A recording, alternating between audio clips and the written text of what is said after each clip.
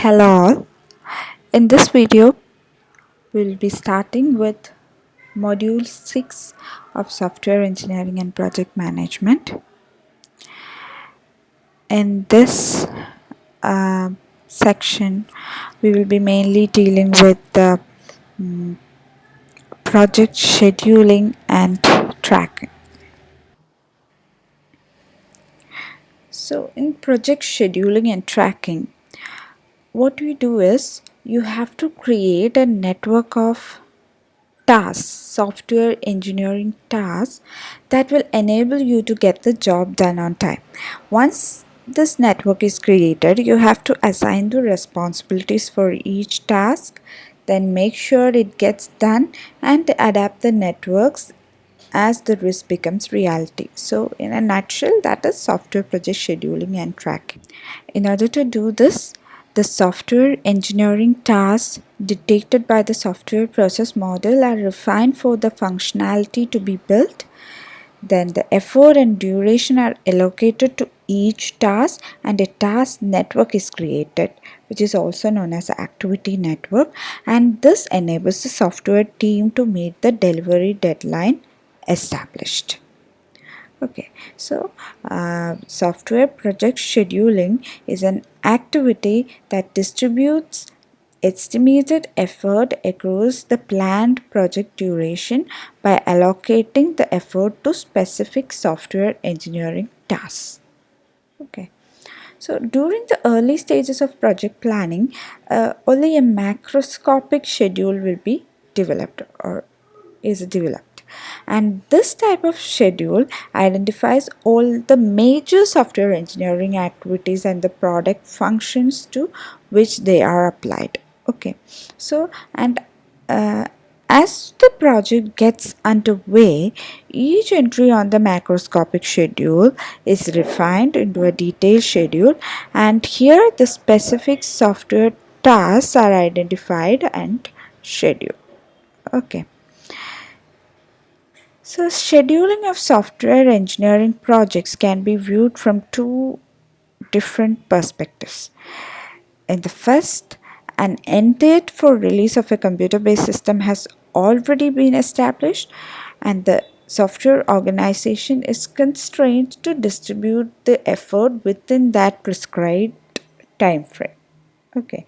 In the second view, software scheduling assumes that the rough chronological bounds have been discussed, but that the end date is set by the software engineering organization.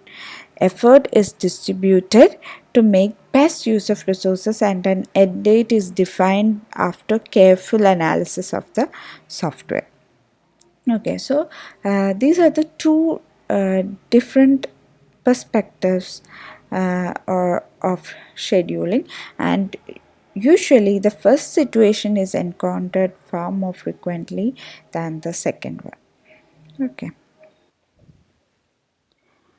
now some basic principles of project scheduling. A number of basic principles guide software project scheduling. So here are some of them. First one is compartmentalization. That is, the project must be compartmentalized into a number of manageable activities and tasks. And to accomplish this, both the product and process are decomposed. Then, second basic principle is interdependency. The interdependency of each compartmentalized activity or task must be determined. That is, some tasks must occur in sequence while others occur in parallel. Some activities cannot commence until work product produced by another is available. Other activities can occur independently. So, you have to find this interdependencies between these activities or tasks. So, third basic principle is time allocation. That is, each task to be scheduled must be allocated some number of work units, like effort in percentage, etc. So in addition, each task must be assigned a start date and a completion date that are a function of interdependencies and whether work will be conducted on a full-time or a part-time basis. Okay. Then the fourth basic principle is effort validation. That is, every project has a defined number of staff members. As time allocation occurs, the project manager must ensure that no more than the allocated number of people have been scheduled at any given time. That means, suppose you have a project that has 3 assigned staff members, that is, per day the assigned effort will be 3%. So suppose you on a given day there are 7 concurrent tasks that must be accomplished and each task requires 0.5 percentage of effort. Then for 7 tasks, 0.5 percentage of percent days of effort means 3.5 percentage of effort is required in total. So the number of people allocated on a day is less than the effort required for that day. So this should not happen. So proper effort validation should be there.